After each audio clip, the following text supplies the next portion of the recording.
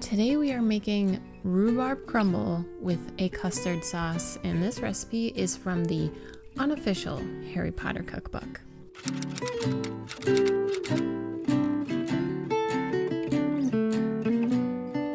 To start, we need to preheat our oven to 350 degrees, and our recipe calls for a 9-inch pie pan. I don't have a 9-inch pie pan, so I'm using an 8x8 baking dish. Our first ingredient is rhubarb. We need 1 pound of frozen rhubarb is what our recipe calls for. I have fresh and I'm going to be adding in some frozen. In total, it'll be about 4 to 5 cups. I've never seen frozen rhubarb in the grocery store, and perhaps I'm not looking for it. Rhubarb is in season in the spring, and so that is when you'll probably see it at your local farmer's market. If you are unfamiliar with rhubarb, it looks kind of like celery, but it's either pink or has a pinkish hue along its stalk, and you treat it like fruit. So if you are using fresh or uncut rhubarb, cut it into small chunks about the same size that you would want your fruit chunks to be in a crisp or a cobbler.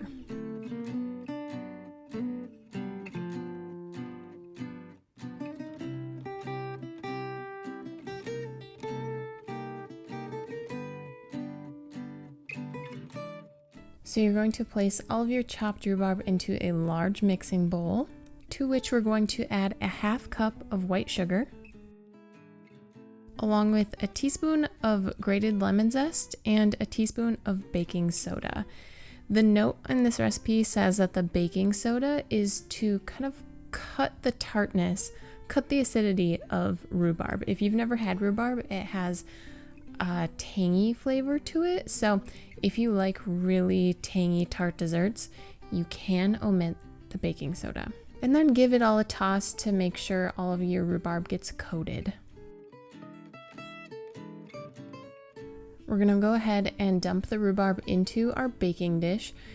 The recipe did not say to grease or line our baking vessel, and I did not have any issue either with anything sticking. The rhubarb is going to give off a lot of moisture, so that helps prevent anything from sticking. Once you spread it out into an even layer, we're going to bake our rhubarb for 10 minutes.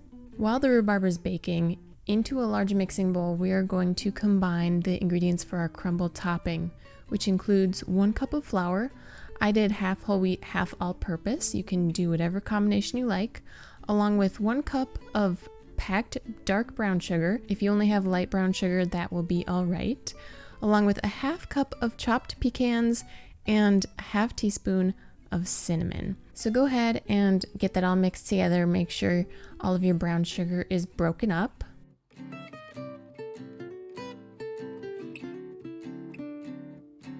And once you have all of those ingredients well mixed together, it's time for butter. We need 4 tablespoons or a 1/2 stick of cold butter cut into chunks.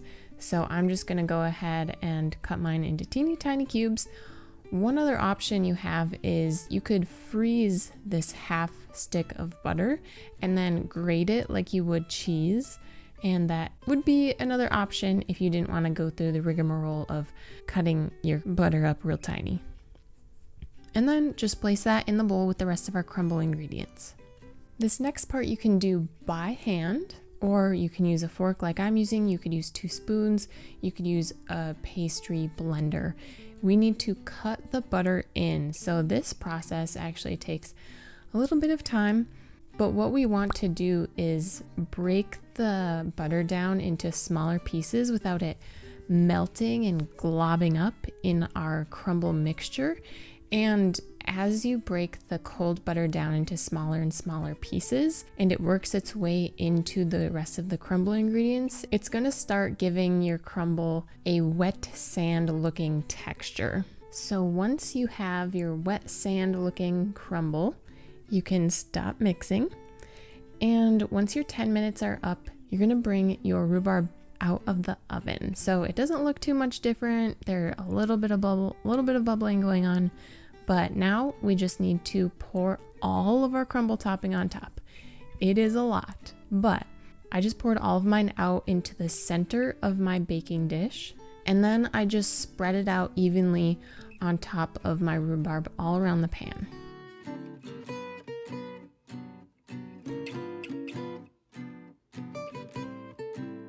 Now this is a lot of crumble topping, and if you're someone who loves fruit crisps or crumbles or cobblers, you probably agree with me in that the crumble topping is what makes it so delicious. So I have no complaint that there is so much crumble topping on this rhubarb crumble.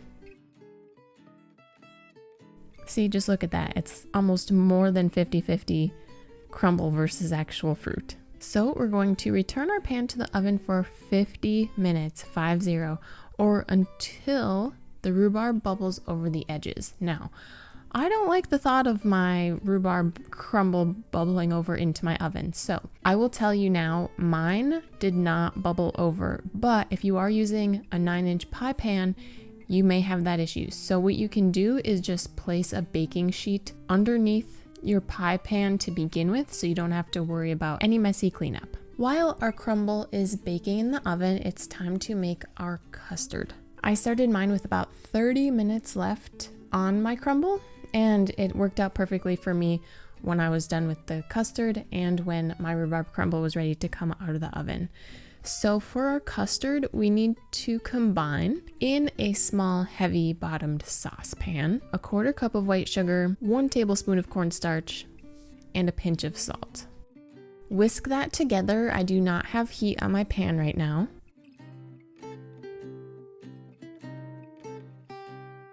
Then we're going to stir in 1 cup of whole milk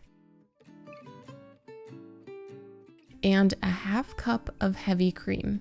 If you don't have heavy cream, you can just use 1.5 cups of milk. So we're going to put our pan over medium-high heat and stir our mixture constantly until the mixture is hot but not bubbling. This part of the recipe is the most hands-on, making this custard. So you're just going to be whisking for the foreseeable future. So the next step in making our custard is adding in the egg yolks. We need 3 large egg yolks. You can either have these standing by, or what I did was once my milk mixture was hot, I turned the heat off and separated my eggs. And you can always keep around those egg whites for a meringue or for breakfast tomorrow morning.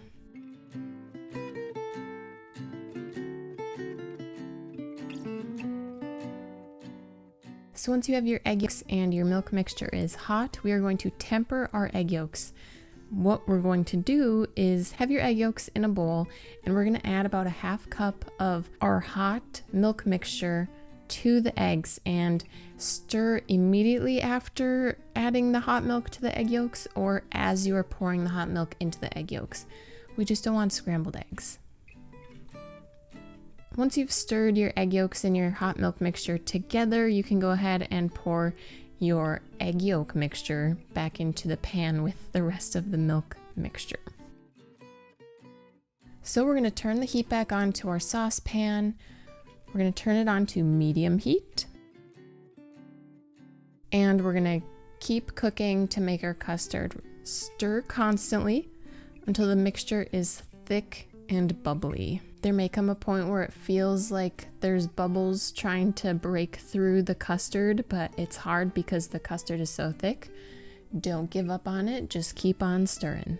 Now your custard is going to thicken as your custard cools. So once you think you're almost to the thickness you want your custard to be, that's when you should turn the heat off. So I kept stirring for just a moment after I turned the heat off. And at this point, we are supposed to pour our custard through a sieve. And that is just to help us achieve a nice, smooth consistency in our custard. However, I don't own a sieve, so that is why I was very diligent in stirring my custard throughout the whole process and up to this point. After you have poured your custard through a sieve, or if you skip that step like I did, it's time to add some vanilla. We need 1.5 teaspoons of vanilla extract. My rhubarb crumble finished baking just as I was finishing up the custard, so it was perfect timing. If you want, if you can resist, I recommend letting your rhubarb crumble sit for at least a few minutes before you try it, because as it cools, the crumble is going to firm up and hold together a little better.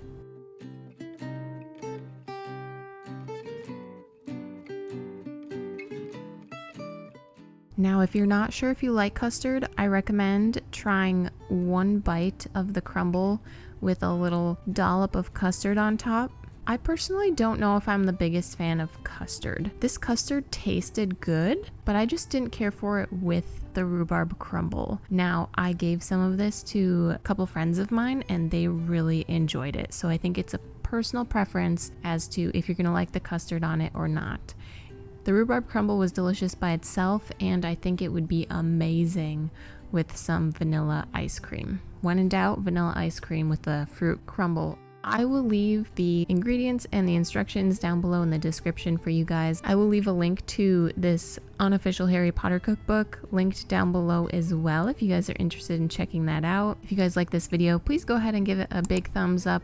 Don't forget to subscribe for more content. And if you guys liked this dessert video, I encourage you to click on this video here on screen, and I will see you guys there.